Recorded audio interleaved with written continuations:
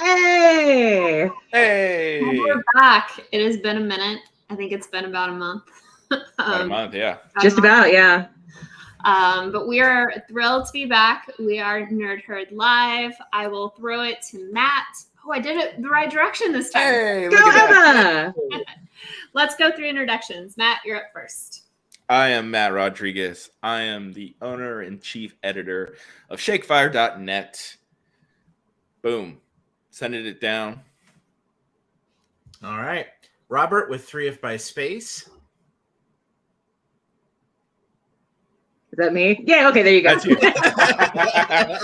I'm Jen. I'm a senior writer at fanbolt.com. And back up to Emma. And I'm Emma Lockins with fanbolt.com. We have so much to talk about today because it has been a month and we have seen probably 100 movies in the last 30 days. At least that's seen all the movies. Feels like it. All the movies. All the movies. So we are going to walk through our favorite films that we have seen in the last, not only the films we've seen in the last 30 days, but also kind of just talk about like our top 10 list because we are voting in several critics organizations over the next couple of weeks, and we've had to finally pick our top films of the year. So, who wants to start? We didn't plan who was going to start out, but I mean, I say we just start go down our list. Like, okay, ready? Me personally, I don't have mine ranked right now. I just have 10 films that I've really loved this year. So, like, there's no ranking, but I mean, I can start since I just started talking already. Go for it, Matt. just start with, do you know kind of what your top 3 are going to be? I do have, it's so hard. Like, we get down to the wire and like, if you would have asked me a month ago, like at our last live stream, if you had asked me like, oh, what's your top list? Like I wouldn't have been anywhere close to filling out my top 10 lists and stuff. We would be like, ooh, I got to come up with 10 films to fill my list and be like, oh, it's kind of a struggle. But like now that we're in award season, now that we have all these films that we've seen in the past month, now it's more of a struggle to figure out, narrowing it down to like, what's my top? So yeah, I'm going to say my top 3. Everything, Everywhere, All at Once is definitely in the top 3. And I think that's probably close for all of us. Yeah, that is my number 2. It's my number 2 as well. Jen, I'm sure it would be pretty high on my list. You need to watch it, Jen. It's on there. It's the only film I think that we've not like dragged you to or like yeah. Yeah, see, that's the thing. It was before I started getting dragged to all these movies. Yeah. So, but that is easily in my top 3. I'm gonna go with the Banshees of Sharon. I know I've talked about this on the live stream before, and that's one that has really stuck in my mind a lot over these past few weeks. And it's just it's really dark, but it has really good performances by Colin Farrell and Brendan Gleeson. So that's in my top 3.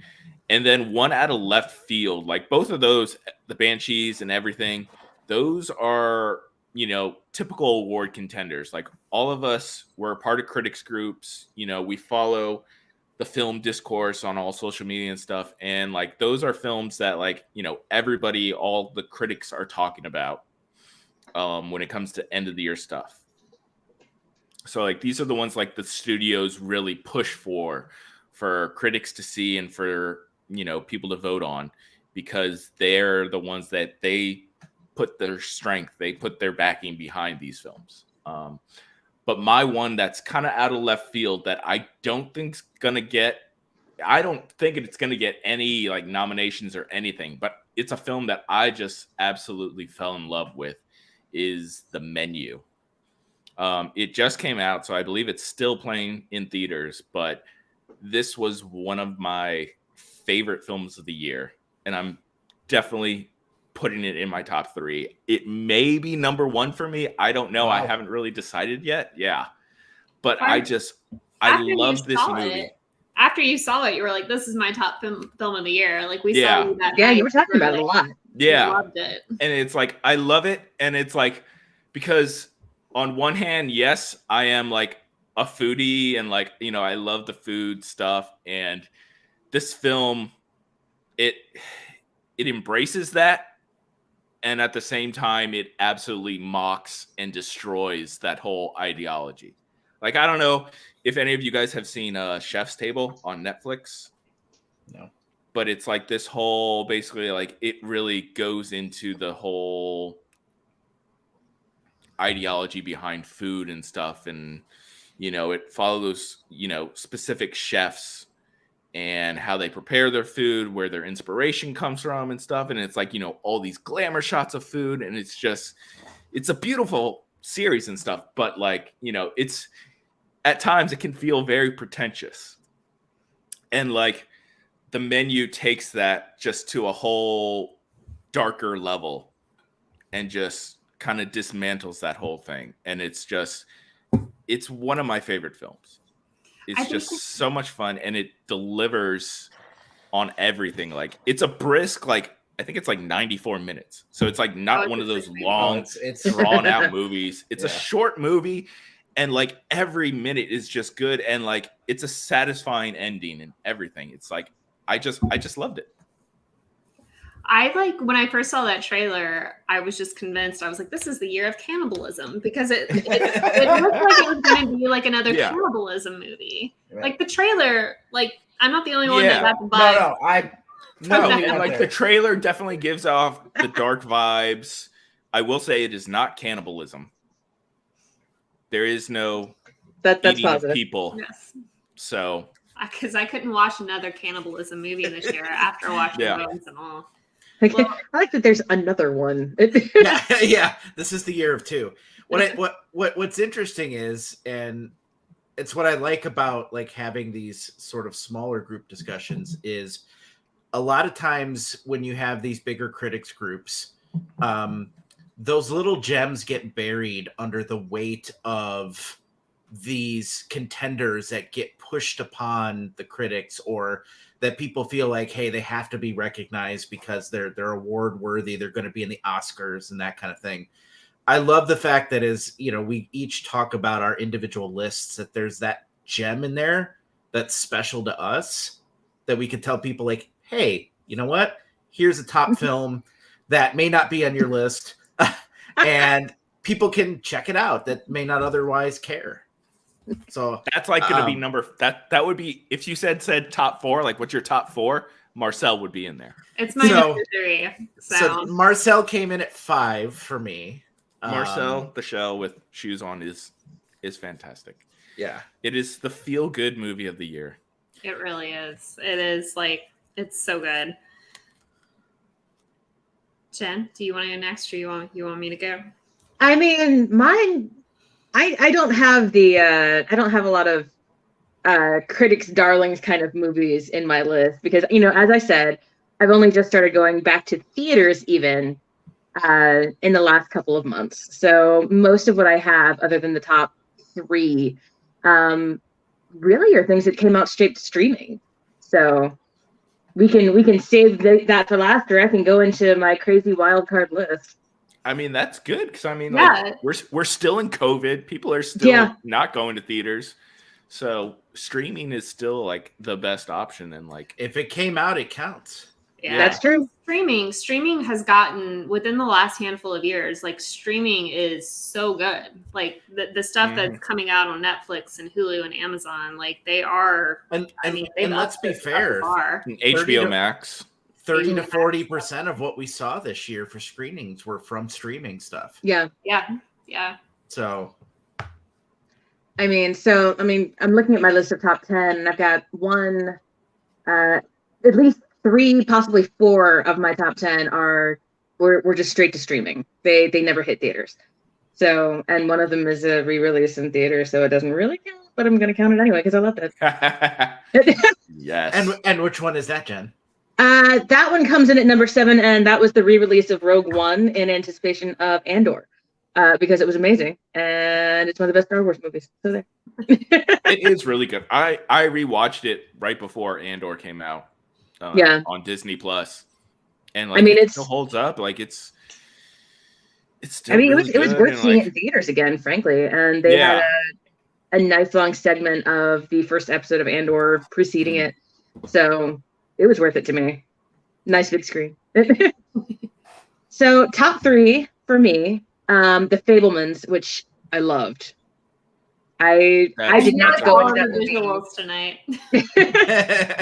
Like I didn't go into it anticipating that I would enjoy it, especially not as much as Emma did, because I know Emma, that was in one of Emma's like most anticipated movie lists. I was basically crying with happiness for the entire film. Basically, yeah. After that, for me, was Black Panther: Wakanda Forever. I mean, it was long. Was really don't get me wrong. It was long. Really long. But I enjoyed it. I thought it was great. And number 3 for me, we've seen it. I don't think it's actually hit theaters yet, but you can correct me if I'm wrong. I loved Glass Onion. Glass Onion did come out. It came out in limited release on. I think it was limited release, right? I think it was like It was like last week. Yeah. Is it full release in a couple weeks? December 21st, 22nd? Yeah. Something like that, yeah. Is when it comes out on Netflix. But yeah, it was in theaters for a week. So yeah. Yep. I loved Glass Onion. I thought it was Glass Onion is a lot of fun. I love like a good whodunit mystery. Yeah. Glass Onion delivers. And it's like that's one where you want to watch again. After right? And I will. And like go back and see, okay, now that I know all the evidence and everything and see how it all fits together. That's what I did last night. Clues that they left you. Since the last night screening ended up being a big egg, I rewatched Glass Onion last night. So let's just take a moment to share our aggravations about last night. Matt's the only person that fared through it. Oh, he's got his Glass Onion shirt. Glass Onion shirt. And I did not notice this was on the back. What? I need that shirt. That's amazing. That's an amazing shirt. Also, I love the hat too. I'm gonna wear the hat. I think we should all. So we're all Ryan interviewing. Johnson, we're doing Glass Onion. Oh my God! Yes. Let's all wear the hat to it. Yes. Yeah. Okay. I am here for it. Don't let us. And the shirt. And the shirt. Let's just all go super matchy. Yes, let's do it. No, I'm dead serious. Let's do it. I can't wait to see the results of that. We gotta like live stream it or film it or something. Well, and what I really want, like, we should all get a photo with him at the end, like all up in the gear. We are going to have interviews from Glass Onion in our next podcast live stream, whatever you want to call this show. Yeah. I haven't figured that out yet. December 22nd. So be sure to tune back into that because we're sitting down for a 20-minute interview. It's going to be super exciting. But yeah. What was the question before I interrupted the stream? Jen was going through her top 3, which she gave us 2. No, I gave you 3. No, she gave us 3. Yeah, I mean, I can go through the rest of the list, but because I filled out my top 10. Robert, we skipped Robert. No, we didn't. Robert never. You didn't skip me. Did you say your top 3? Not yet. Okay. Well, we have Robert.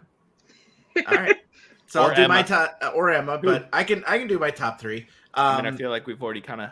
We sort of did. 2 of Emma's. Yeah, and I frankly, think we basically did all of mine. And 2 of mine, right? I'm gonna do Fabelmans as probably my top film of the year. Same. And I'm gonna do mine at the same time as yours, Robert. Yeah. So I frankly didn't know much about Fabelmans before we went and screened it, but given that it was about Spielberg and just everything about the film was so well done. The cast was amazing. Michelle Williams and Gabriel LaBelle deserve a call out, and they're on my list for Best Actor, Breakthrough, and Best Supporting Actress, respectively. Everything Everywhere All at Once is likely going to be number 2 for me. So no surprises there. Samesies. This is where mine will differ from everybody else's. And if you know my taste, you know that I'm a sucker for animated stuff that has more of an emotional, darker sort of tone to it. Pressing yeah. Hey, what can I tell you? Thankfully, that's a series and not a movie. Yeah, well, this is a movie. That's a whole other topic. But Guillermo del Toro's take on Pinocchio comes in to round out my top 3, and it's Guillermo del Toro. Yeah. So trust me when I say that whether you are a fan of Pinocchio or the take on Pinocchio, just his directorial take and his tone was really well done. So that's my top 3 rounded out. So Emma, Nice. where do your top 3 fall? So I want to. The Fabelmans was probably my most anticipated film of the year, and we were all sitting together watching the screening, and I vocalized that if this movie was not the best thing I ever saw, I was going to be incredibly disappointed because I built it up to be so much, and I'm such a massive Steven Spielberg fan. And it's an emotional thing for me too, because I feel like a lot of what I do now is because I fell in love with film at an early age, and basically because of Spielberg, Close Encounters, the Indiana Jones movies, just Jurassic Park, still my all-time favorite movie. So E.T., I'm going to not go through all of his film lists, but massive fan of Spielberg. So I had very high expectations. I was really excited to see how he portrayed his life on screen. I know that there's certainly some liberties taken, and it is, not all super factual, but still it is a thoroughly entertaining. It's a long movie. I think it was, 2 hours and 31 minutes runtime. But it doesn't feel long. It feels long because you probably will need to go to the bathroom during the middle of it, but it's thoroughly entertaining. So it's not an annoying 2 hours and 31 minutes. When it ends, you're I want to keep watching. Yeah. You're not checking your watch throughout.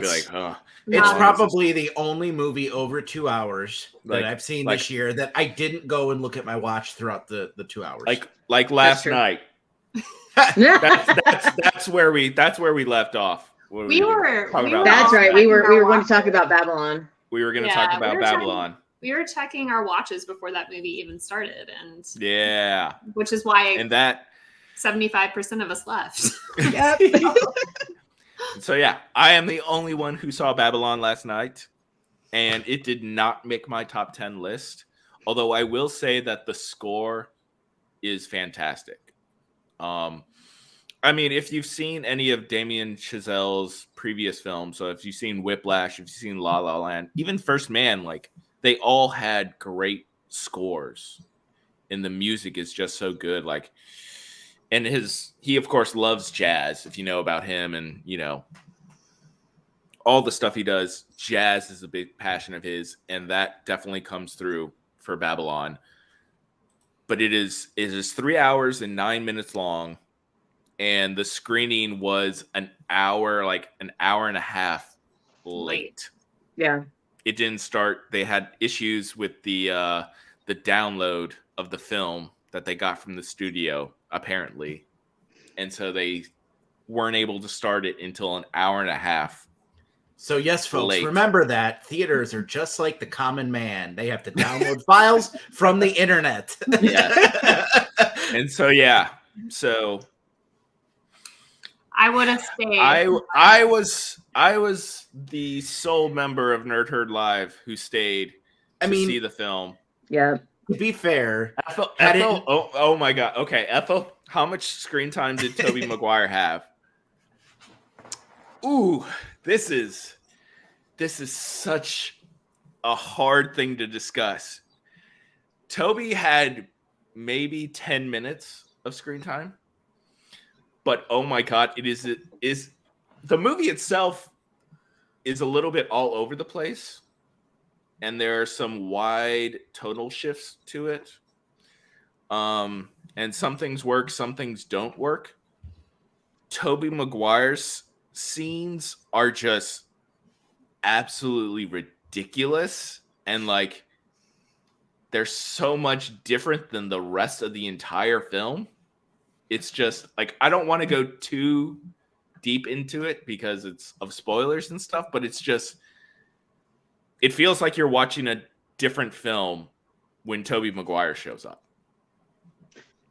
And like, I mean, it's just like, you're just watching and you're just like, so like Babylon is itself, it's about like the indulgence and the decadence of Hollywood and that whole industry. And just, you know, it's these, like the film opens with this massive party and it's just a giant, I'll say it, orgy. Literally, it's an orgy.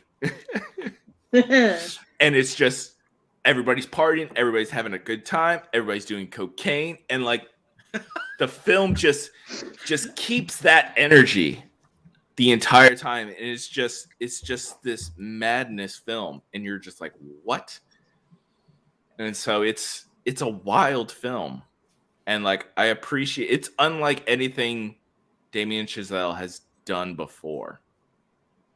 So if you're used to his previous films, you might be a little put off by it. But I mean, it's an interesting film. And to remind everybody, so the reason that we didn't stick with it longer was it was an hour and a half late, so it was 8:30, and the movie's runtime. The movie's runtime is 3 hours and 9 minutes, which is only 2 minutes shorter than the next Avatar film. I think it's only 1 minute shorter, isn't it? I thought Avatar 2 was 3 hours and 10 minutes. I think it's 3 hours and 12. Yeah. I mean, I left as soon, like the second the end credits came up, I was like, I'm gone. I'm out of here. It's like, I am tired. I'm exhausted. Like, I felt like I was just on like a cocaine bender or something. Like, it was just madness. I'm not sure if that's I need it.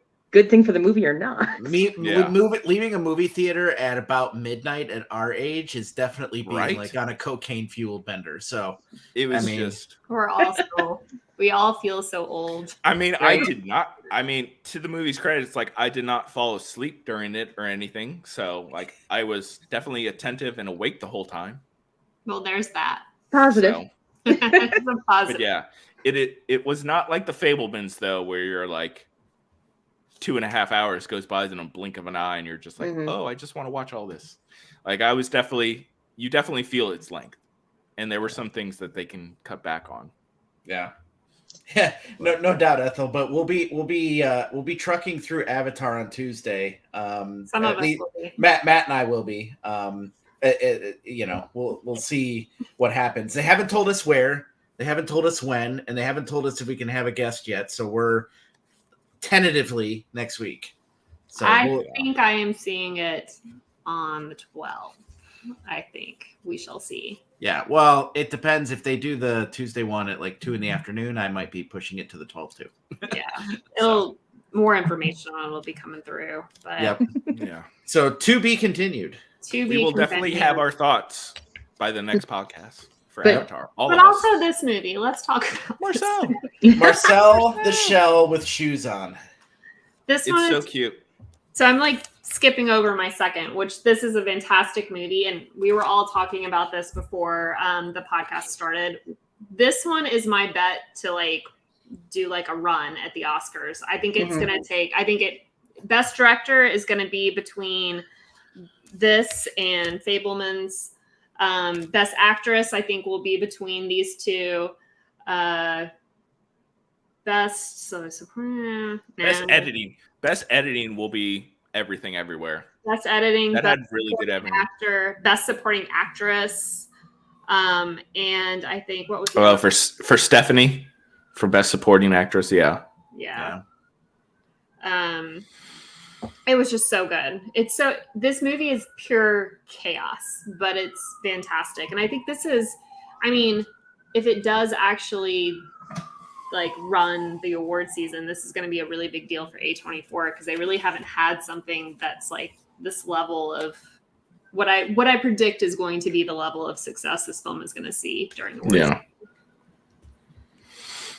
I thought we were supposed to be talking about Marcel and not. Yeah, what happened there? I have ADHD. This is what happens. Okay, so Marcel. I know Matt saw this film earlier this year at the Atlanta Film Festival. Yep. I did not. So I watched it on a plane on the way back from our Vegas trip. And then I watched it again over Thanksgiving. It's just so good. Like, it's so rare to see a film that is this, like, good-natured and just pure goodness and just perfect all the way around. Like, it has so many of those, like, quotes that you see, like, people post on Instagram in, like, super cursive letters and stuff that are just, like, those feel-good, heartwarming quotes and stuff. It's like, that's everything Marcel says. I love that. And it's that just, you say it's that. just so adorable. My favorite quote from this whole movie was probably sometimes you just got to scream it out, which was like in the beginning of the film. It's so good. I don't think it's going, I mean, it's in, you know, in my top 3. I don't think it will be like a major award contender. But it is just really good. And it's based on I think it does for animation, best animated film. I could see it. It does count it as animated. Yeah. Oh, you're right. It counts as animated. So like it's in my animated list for sure. Yeah. So that's where I think it's going to shine. Yeah. I mean, its only real competition is Pinocchio. Yeah, frankly. It's going to be between that and Pinocchio, and like both of them are stop motion. And so like, I mean, I think Pinocchio might have the edge because Pinocchio is like that pure stop motion, while like Marcel is like live action stop motion. Yeah.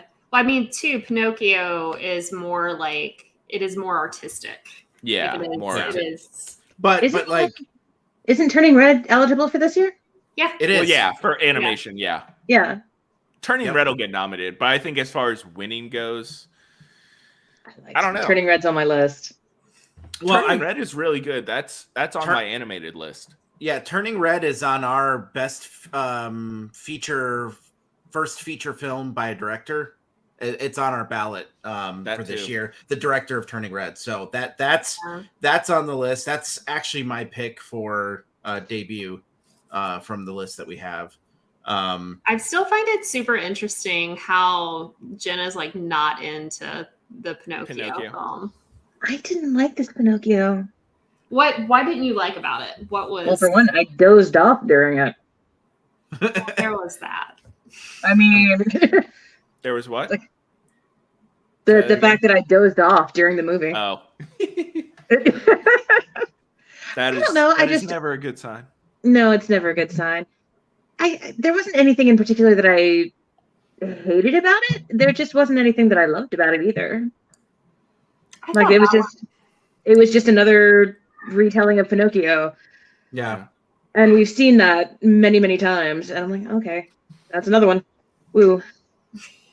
I don't know. I've never really seen like the way they did the fascism and like the dictatorship stuff. Yeah. Like I've never seen that incorporated into Pinocchio. I mean, before. I think it's fair to say that this version of Pinocchio was probably the closest to the source material that any adaptation has gone thus far. I'll give you that. Definitely give you that. And yeah, you know, for me, like I grew up on the Disney, as most of us probably did, the Disney version of Pinocchio. And then after seeing Guillermo's version, I went and looked up, sort of the cliff notes of the original source material. It's dark. And damn, Disney was like, we're going to go from here to here. I mean, I feel like that's the majority of all of Disney. Well, but like Disney was like all the way over here, and Guillermo was very dark in comparison, but like on the scale versus the book was only like this far off from Disney. The book is damn dark. For one thing, the cricket survived the movie. Yeah. Yes. So, yeah. Spoiler alert. But the cricket lives. Cricket lives instead of getting homicided. Yeah. By So, Pinocchio. yeah. The But evil little wooden puppet. yeah, Book's dark. yeah. Yeah. He apparently hated kids. So Well, quite literally. Speaking of dark, I don't want I to. thought you were gonna say, speaking of hating kids. So many places that could have gone. No, I was gonna Cue up Matt's unboxing video. No, Yeah. oh my gosh. I feel like I need to just like save other people from what I went through last night. Okay, So, all right. We're talking Oh. about So real quick, let's do. We're gonna transition to our worst of the year. Oh, we are? Ooh. yeah. Are we? I'm And here for Emma, that. we're gonna let you start with your worst of the year. All right. So after we got home from not seeing Babylon, we're like, all right, well, let's watch something that we need to watch for award season. Something fun and lighthearted, right? I mean, I like Timothy Chalamet. Like, he's a great actor. I've heard so many people say so many positive things about Love and Bones, and Bones and all, right? Bones and all. Bones and all. Whatever. Love I'm just and like, Bones. my Bones brain and is Harmony. literally Whatever. my brain is trying to forget this movie. It's been trying to all day because I have like not been able to eat after seeing it. It's just like, this movie is disgusting. It's you could argue that it has some themes that are handled in a way that, I mean, the concept of kind of early love, first love, and it being kind of all consuming, like quite literally in this sense. The idea of being an outcast, trying to fit in, like all of these kind of thematic like elements through it. You can, have a deep conversation if you want to about it. But at the end of the day, it is a film about cannibalism, and it's just absolutely disgusting to watch. And I really, really didn't like it. And so many people that I really respect, like their take on movies, have said how much they loved it. And now I'm rethinking some of my. No, I'm not rethinking. It's like rethinking movies or rethinking friendships, because I mean, rethinking friendships. But no, I'm just. Are you friends with Army Hammer? I mean, maybe some of the people that like this movie would get along like great with him. Swimmingly. But I don't recommend it. Like, save yourself. And visually, there are certain scenes that are just so graphically horrific that they like burn in your brain, and like, so like eating meat after watching this is like, you just can't. I'm vegetarian now. Like, I'm just pure vegan, not eating meat ever again. But It's like, I kind of want to see this movie now, because you're like, oh my God, this is so disgusting and horrible. Like, part of me is like, I kind of want to see it now. I still have yet to see it. So I'll just watch an episode of Dr. Pimple Popper, if I want to be grossed out. Yeah, that's a much better way to be grossed out. Oh God, Matt, don't. Matt, you don't know about Dr. Pimple Don't. Popper? Don't. I do not. Don't. Oh, Is that a Matt. real thing? It is. Yes. It's a real and very popular thing. And it's just this, in fairness, she's a great dermatologist. She's really cool. But it's just this dermatologist. I think she's out in California, literally just popping pimples. And we're not talking and small things. We're talking like the abnormal. like lipomas, and I mean, it's a thing. Multiple seasons of that show.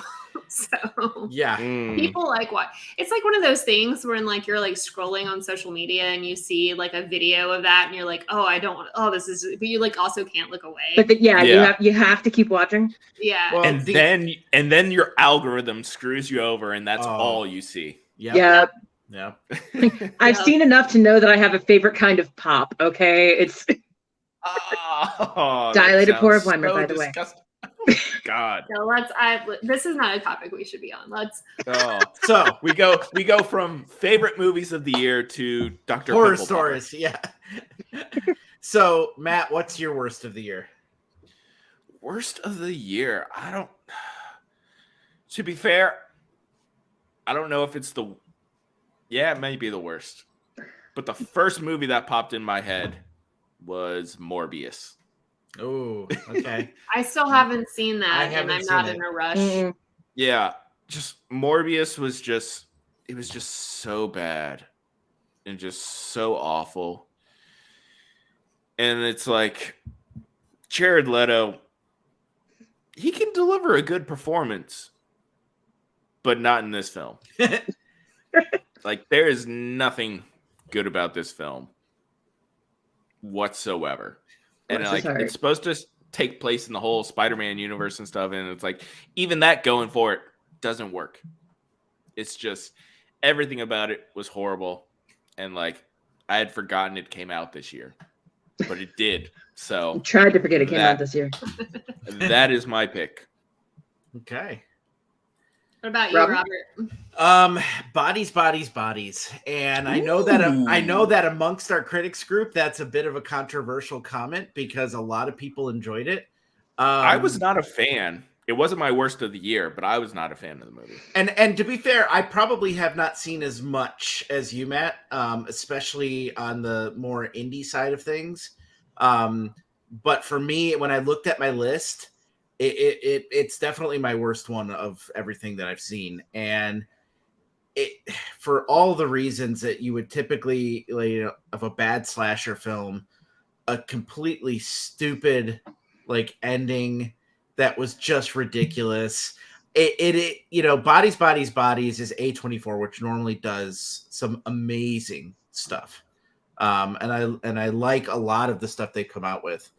And this was clearly geared towards, 2 generations younger than us.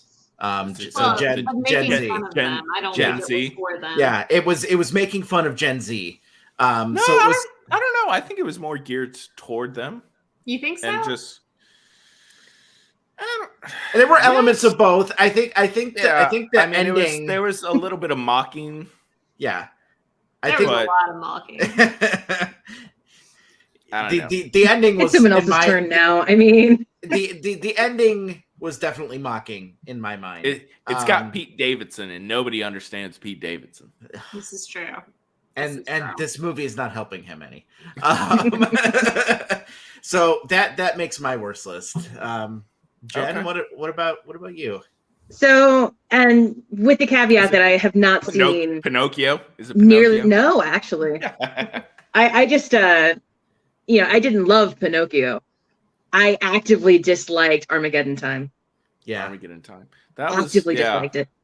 Now, I granted I haven't seen all the movies that everyone else has, so I know there were worse movies than Armageddon Time, but it was so smug. Yeah. Especially the director was like, this is my life experience. And it's amazing. I'm like, no. And there was such a great story to be told in the movie, and it was just told so poorly. Yeah. And we I think we talked about this even last episode or the episode before, right after we'd all seen it. There really was there was a great story to be told about systemic racism and all sorts of things in that area, and it's told through the eyes of a white kid. Yeah, that's how I want this to be told. That's great. It just wasn't. That sounds about right. Yeah. And then on the topic of anti-Semitism, which was another very heavy topic it tried to sort of jump into, it didn't even make a 20% effort on it. And when you put it up against Fabelmans, which did it much more authentically, it was doomed to not do well when you put it up against and from the the racist side of the story, and just kind of talking about racism in that time, there are a lot better films that came out this year that cover that topic very, very well. So yeah, I mean, it was definitely at the bottom of the list for me too. Just not as far down as Bodies was. See, I didn't see Bodies. So Robert and I went to that screening together, and I won't forget looking at Robert after the movie and his reaction to it. He actively hated it. Yeah. Where did you fall in the spectrum, Emma, for it? I'm just kind of meh about it. I don't hate it. I see what it was trying to do. It was trying to, make kind of a smart spoof on the kind of horror genre films. It was trying to make fun of, all the stupid things that people do in horror films. And then of course the, kind of poking fun at the younger generation. So I didn't hate, I understood what it was trying to do. I just didn't enjoy it. So I don't hate it. It didn't do it well. Yeah. Yeah. For me, it just didn't So what was your worst of 2022? Was it Black Panther because of all the orcas? Oh, it's still Bones and All. I told Robert, I think I told you both this morning. I was like, I'd rather watch an orca documentary than Bones and All. I mean, yeah, it's like, what were your top 3 orca films? It's just so okay, for context for people. Sometime for some weird reason that I think it traces back to a Shark Week video of 2 orcas killing a great white shark, and I have this love of great white sharks. I think that they're just big puppies and they're just so cute. The puppies of the sea. They don't eat the puppies. That's what we call the puppies of the sea. That's what orcas do. Orcas eat puppies of the sea, whether it's a seal or a great white shark. Anyways, I don't like the fact that you can't see its eyes. I don't like the fact that it looks like it's perpetually smiling at you. And so you never know what you're getting. And then they freaking team up on you. I've developed this fear of orcas. The velociraptors of the sea. I can't look at them now. I feel like that's probably dolphins. Because dolphins are assholes. Dolphins are assholes. I'm fine with team dolphins. Up and dolphins don't eat humans. No. And granted, I think the statistics are 3 people in the history of time have been eaten by an orca or something like that. And it's all in captivity environments with SeaWorld type parks. You can give me all of the data you want. I don't care. I think orcas are by far the most dangerous thing in the ocean.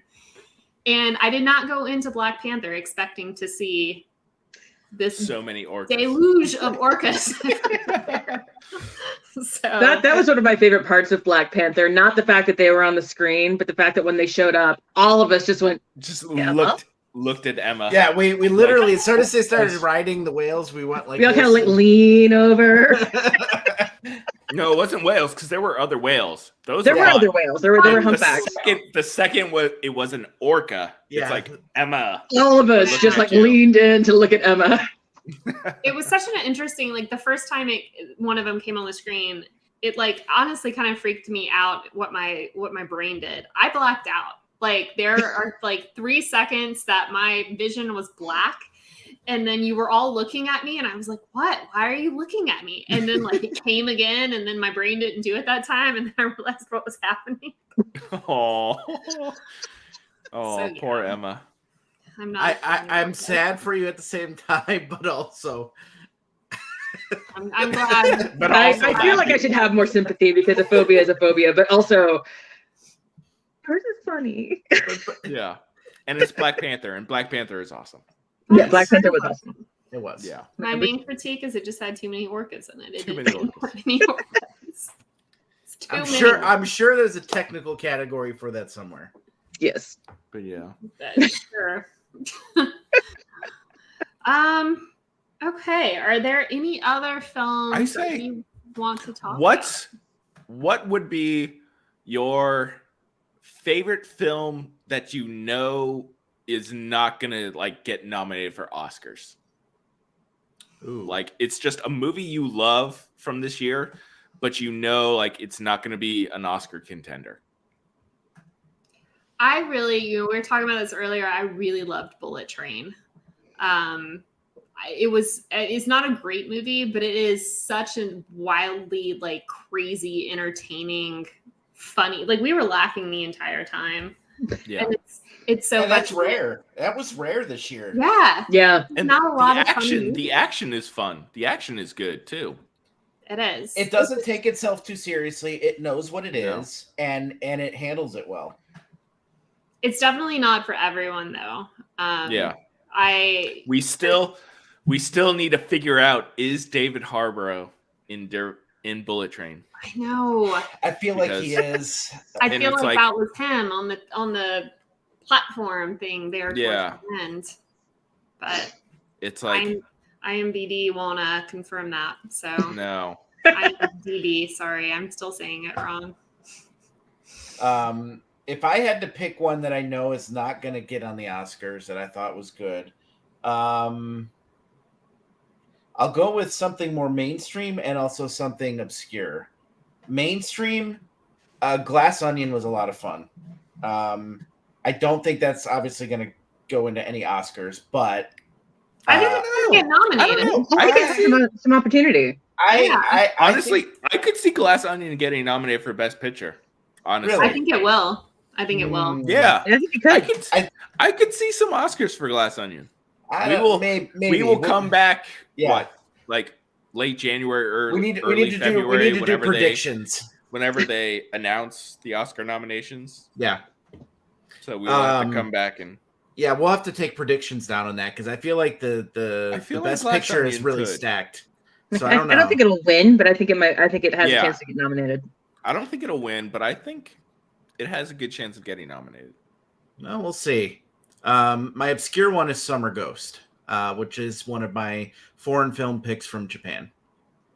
That is definitely obscure. 'Cause Yep. I've never heard of it. Nor have I.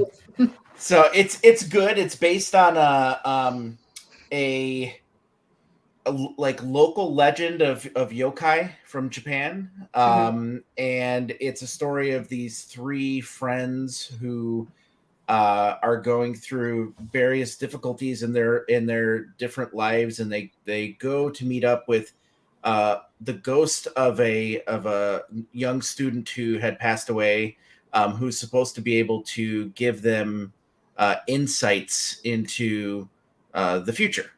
And so, not going to say that it's the happiest of stories, of course. What?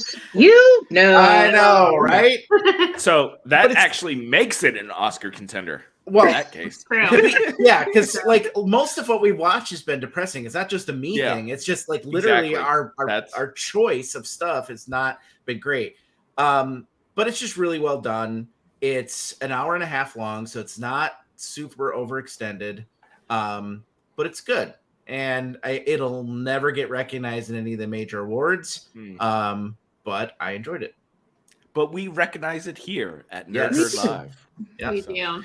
No, it's funny that you say like about the whole sad and depressing stuff that we've been watching lately and stuff. And like we talked about it during our last session about how all award stuff are just sad and depressing and all these down things. And it's funny because I tweeted out earlier today. I don't know if any of you saw it, but it's like I saw 3 films this week already in theaters. We had 3 screenings. I saw 3 screenings, and all 3 had a suicide. So In let one me see way if or I can another. guess. Let me see if I can guess. So Close, It was Close, The Whale, The Whale, okay, And obviously Babylon. and Babylon. Babylon. Yep. Let's actually talk about the whale for a second, because I'm just assuming Brendan Fraser's gonna. Brendan Fraser is a shoo-in for Best Oscar. actor. Good. Best actor. It's honestly, I think he's gonna win it. Yeah. I Yeah. hope so. He's my number one for best actor for that role. Like As far absolutely, because like Robert and I have seen it. Yep. And it's a hard film to watch because it does deal with, such heavy subjects and stuff.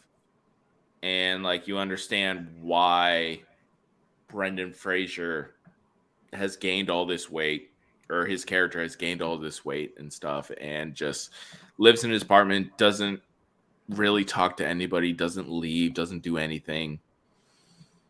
And it's just this really sad and depressing, and it's like from a character point of view. and like it plays out like a stage play because it's based on a play, and so like the majority, like 95% of the film takes place within his apartment. Yeah, just this small room, and it's like him. It's basically it's him and it's either him and Sadie. What's her name? Sink. Sadie Sink. Sink. Yep. Yeah, from Stranger Things, Mhm. and like she is great as well. I don't think she'll get nominated for Best Actress. No. But I mean, she is definitely, standing tall next to Brendan Fraser the whole time. Yeah. Awesome. And it's a hard watch, but I mean, it's really good performances. Yeah. All around. Yeah, I mean the story itself, like as far as if we're talking about like screenplay and things like that, story's okay. But the performances, his specifically, just, I mean, he walked all over that script in a good way. I mean, he nailed it. And the close-up shots of him at certain points were really, I mean, Matt and I, you could like audibly hear us go, oh my God, multiple times as we were watching these things happen in the film. So it's, just know that going in, but Brendan Fraser, like definitely his sort of like jump back into things, getting out of the typecast of being in the sort of like hero mummy franchise sort of thing, and sort of the wacky, kooky character. It's just so good to see him back. Yeah. And because like he's always been good between the Mummy and like, he's in Doom Patrol, but like, he's covered in all makeup and prosthetics and like, not his giggle. It's just his voice. His giggle in The Whale, because it's Brendan Fraser. He giggles, and it's just like you flashbacks to all of these movies that he was in. It's like it's just great to see him back. Yeah, because he's just like, and that caught me off guard too, because like there are a lot of like just funny moments in the film as well, where like just really human and really good moments that'll make you laugh too, which was surprising given like how serious the subject matter was. Yeah. So cool. But yeah, I don't know what we were talking about. we just our favorite movies that are not going to be nominated. Well, I can tell you, Jen, Rogue One, which came out in 2016, will not be nominated. Not what I was going to say, although probably less embarrassing than what I am going to say. Okay, go for it. I really loved Enola Holmes too. Okay. Like unironically, I just thought it was so much fun. Did you love Enola Holmes too, or did you love Henry Cavill? I don't think there's a Fair enough. The answer can be both. It can be both. It can be. I still haven't seen the first one. I need to watch the first one and the second. I mean, it's it's not deep by any stretch of the imagination. Oh, yeah. It's just a fun little like fourth wall breaking murder mystery. Nice. Okay. And then Enola Holmes 2 really kind of follows on with that, and I really enjoyed it. So are they gonna make a third? I think there's room for it. I think I remember them talking about it's only been a month. I'm like, it seems like ages ago. But I think I feel like yes. Yeah. I want to say they signed up for 3. I mean, it's based on a book series, so they've got several more to go through, I think, if they want to go that way. Yeah. I'm sure they will. But I loved it, so awesome. I will have to add that to my list after all this voting is done, and oh god, just need once you slog through all the Oscar heavy movies. All the depressing suicidal movies, Have a little palate cleanser with Enola Holmes too. Oh, I've got all the palate cleansers lined up on my watch list so that when I'm done I could be like, and happy shit. Exactly. I would say that's another reason why like I really loved The Fabelmans, because it was like a full like movie experience, right? Like you go through all of the emotions, like you're happy, you're sad, you laugh, you like tear up a little bit, like it was balanced. It wasn't like depressing, like so many. And it ends on a happy note. And it ends on a does. high note. Yeah. I loved the ending so much. The ending was so great. It was that last little bit was just so clever, and I adored it. Yeah. That was. So, since we were talking about Netflix a minute ago, why don't we throw in our own category that's not technically on our ballot, but should be. Best new TV series of 2022. If we don't all say Andor, then like I don't think that's a surprise to anyone that would be my choice. I think Andor is number one for all of us, right? Yeah. Robert also Yeah, really I mean, I loves really- Wednesday. So this is him wanting to talk about Wednesday. Yeah, so this is That's what That's this fine. is. That's fine. We can talk about Wednesday. We can talk about Wednesday. I've only seen 2 episodes, so no spoilers. I'm not going to go into any spoilers. That's my number 2 is Wednesday. For those that haven't seen it, Andor by far best series of the year, probably the best Star Wars series short of Mandalorian. Yeah, the first season. The first season, yep. I just everything about Andor, and Andor's it's ironically really there's a couple people in our critics group that did not like Andor, believe it or not. I'm shocked. Yeah, shocked, I say. I know. But I personally loved it. I mean, it was. I think what resonates with it more is that this is one of the first times it hasn't been afraid to sort of like gloss over the tyranny of the Empire in such a direct way. Like in the movies and stuff, you know, stormtroopers are, you know, always mocked for not being able to hit the broadside of a planet, let alone a barn. And when they do kill somebody, you just sort of like, oh, they're gone, and you move on. Yeah. Here, it's like, no, we're going to keep the screen on the person that they're torturing the entire time, and we're going to get it to stick in your mind and just show like the price that the rebellion has to pay to start the process. For Wednesday, you know, it's Adam's family, but it's focused on Wednesday, and that's what really makes it work better. This isn't another let's go and focus on the entire Addams family and Morticia and Gomez and her brother and her torturing her brother. This is about her and being focused on her and her going to the school that her parents went to, Nevermore Academy. The entire cast lineup is amazing. Jenna Ortega is outstanding in the role. So if you want something to watch you haven't checked out, Andor needs to be your first pick. Wednesday needs to be your second. What about the rest of you guys outside of Andor? What are some of your other favorites this year? I don't know. Ooh.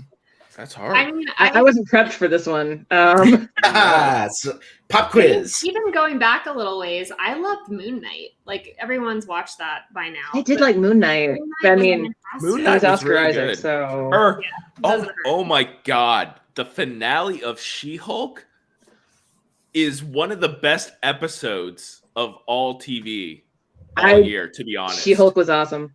The She-Hulk finale was just balls to the wall, ridiculous and perfect, and like it was so good. Like having Kevin and like when they froze and like She-Hulk came through the Disney Plus menu and stuff, it was just like, it's like that's how you break the fourth wall. It's like even Deadpool could learn a few things from She-Hulk. Yeah. And that's saying stuff. Yeah. You know what? I'll throw Rings of Power into the into the circle here. I wanted to say into the ring, but that's it. Rings of Power. Okay. Rings of Power. I understand that, especially for the hardcore Tolkien fans, it is not exactly the Silmarillion, and it can't be. So there are things that are different. But I enjoyed like every minute of it. Same. So I did. Like I haven't done it yet, but like I want to rewatch Rings of Power again from the beginning. Yeah. After seeing the whole thing and like, you know, all the big reveals at the end and having that knowledge and see it all again and see how that affects knowing all the things. And it's like, I'm super excited for season 2 whenever we get that. I'm not sure how I feel about them making Sauron hot. Frankly, I don't know what that says about me as a person, but he's pretty. Pretty. He is pretty. I don't think you're alone, Jen, in that. Oh, I'm sentiment. definitely not. No. I watched social media after the finale of Rings of Power. I'm like, okay, I'm not alone. He We're was, good.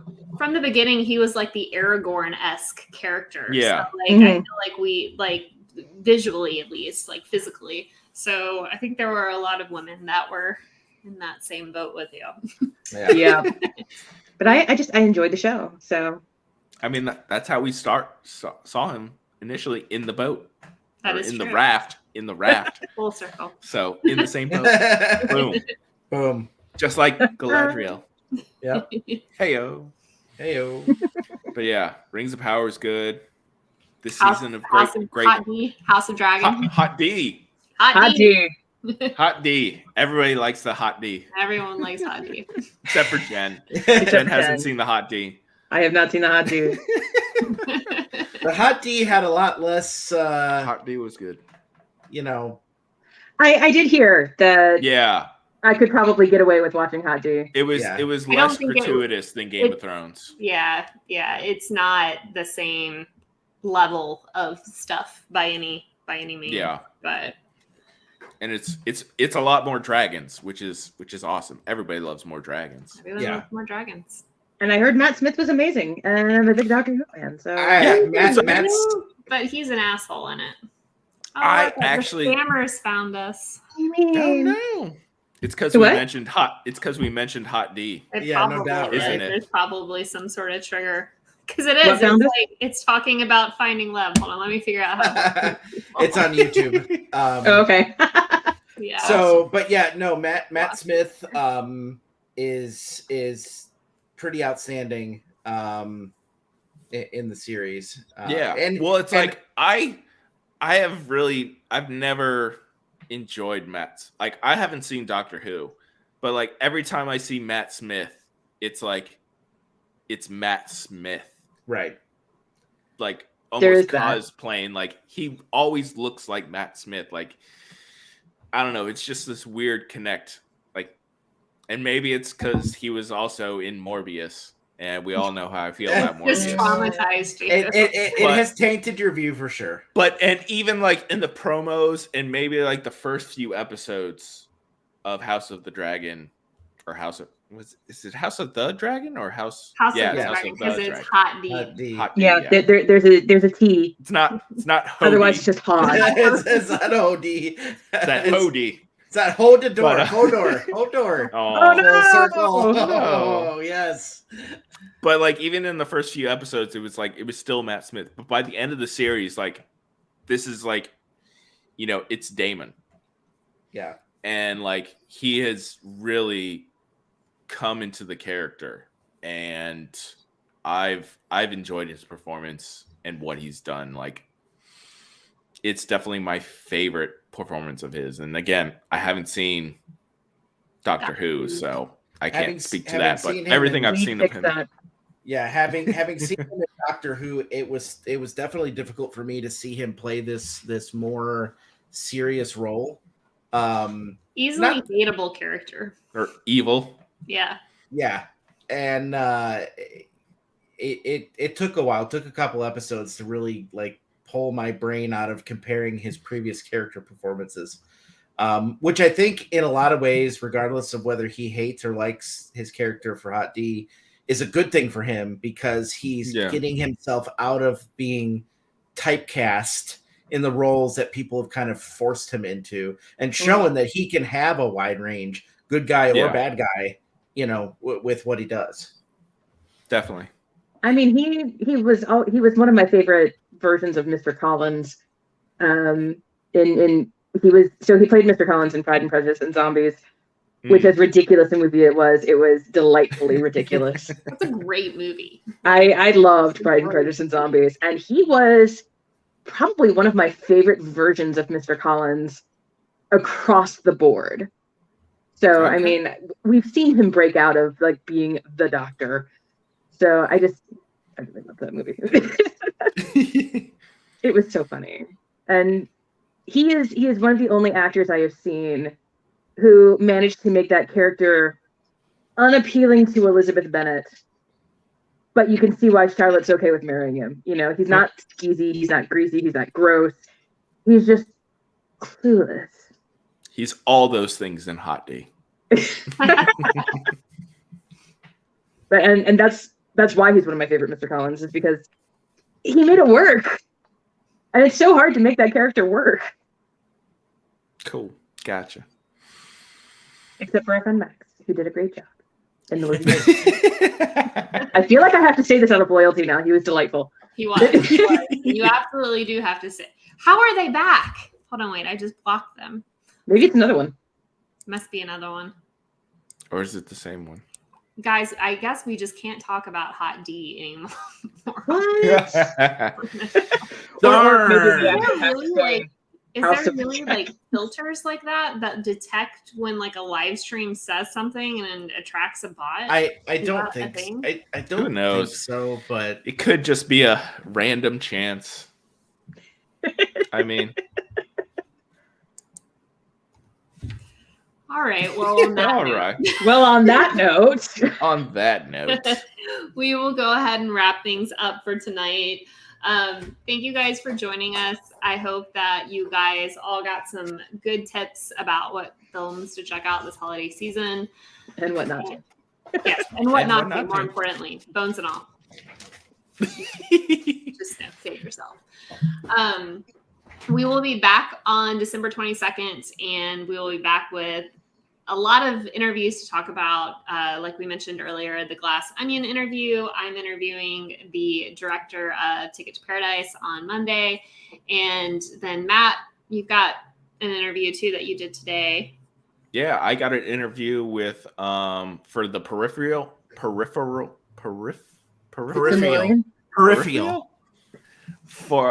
it's an Amazon Prime series. The season finale actually debuts tomorrow or Friday, so in a few hours. So if you've been watching that series, it's from Lisa Joy and Jonathan Nolan, who did Westworld. So they're executive producers on this. That's what got me interested in the series. It's got Chloe Grace Moretz in it. It's really interesting. So check that out on Amazon Prime. Yeah, I did an interview, and hopefully next time I will have that live. If not, you can check out shakefire.net, where I'll be posting that shortly. Awesome. I think that's it. So Yeah. we'll talk about some favorite Christmas movies on the 22nd too. Be a little segment. holiday cheer. What's the best Christmas movie ever? And why is it Muppet Christmas Carol? We will fight. We will fight to the death about the best Christmas movie. All right. Well, thank you guys for joining us. We'll do another roundabout on the way out. Matt, tell us where we can find you online. So you can find me at I'm Matt Rodriguez on Twitter, if you're still there. And on Instagram, I am Matthew M. Rodriguez. And on at Shakefire on all social media channels. Robert? You can find me at Robert W. Prentice on Instagram and Twitter. My website, 3F by Space, can be found at 3F by Space on Twitter, Instagram, and Facebook. And I will pass it on to Jen. You can find me at Renlark, RENNLARK, on Facebook, Instagram, and Twitter, because I am still on Twitter for now. And Emma. I am also still on the Twitter for now. At Emma Loggins on all social media, except TikTok, as I always say. And then, of course, at Fanbolt on Facebook, Instagram, and Twitter, and, of course, fanbolt.com. So be sure to connect with us on social media and our sites, and we will see you on December 22nd. Bye, guys. Bye, guys. Bye.